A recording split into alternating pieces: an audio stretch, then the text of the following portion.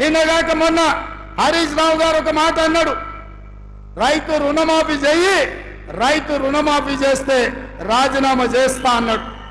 నేను ఈ వేదిక మీద నుంచి మాట ఇస్తున్నా, రామప్ప దేవాలయం శివుడి సాక్షిగా, సమ్మక్క సారలమ్మ సాక్షిగా, 1000 స్తంభాల గుడి సాక్షిగా, అక్కడి సూర్యుడు ఇక్కడ ఉదయించిన, భూమి ఆకాశం తిరగబడ్డా, తుఫానులు వచ్చినా, భూకంపం వచ్చినా, భూమి బద్దలైనా, నేను మాట ఇస్తున్నా 15 ఆగస్టు లోపల తెలంగాణ రైతాంగానికి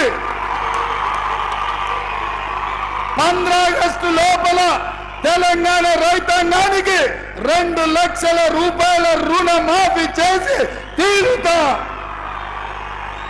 హరీష్ రావు అన్నావు కదా సిద్దిపేటకు రాజీనామా చేస్తా అని, రాజీనామా పత్రం జేబులో పెట్టుకో.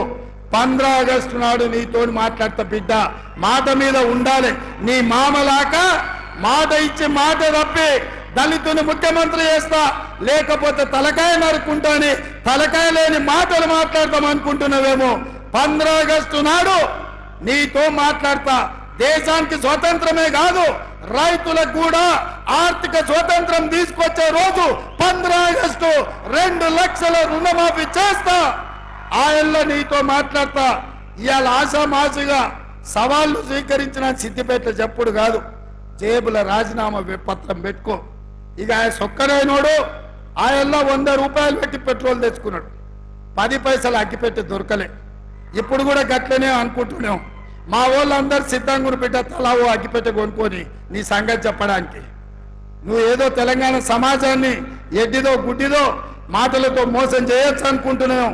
అవన్నీ ఏం కుదరవు. 15 ఆగస్టు నాడు నీ ఆఖరి శాసనసభ సభ్యత్వం రైతు రుణమాఫీ చేసి నీ సంగతి తెలుస్తాను తెలియజేస్తూ మీ అందరి దగ్గర సెలవు